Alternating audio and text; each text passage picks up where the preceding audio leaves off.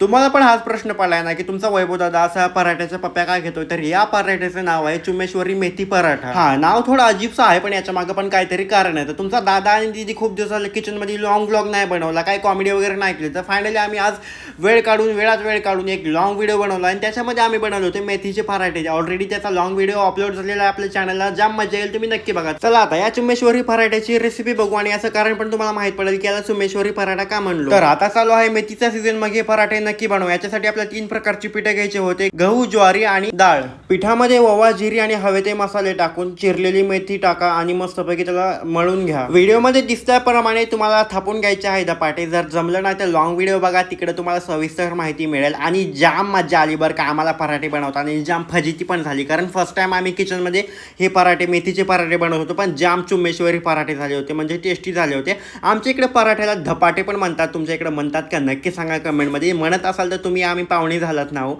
आता अनबॉक्सिंग चालू आहे पराठ्याची, लॉंग व्हिडिओ नक्की बघा. बाय बाय, टाळा, जे आवायला या.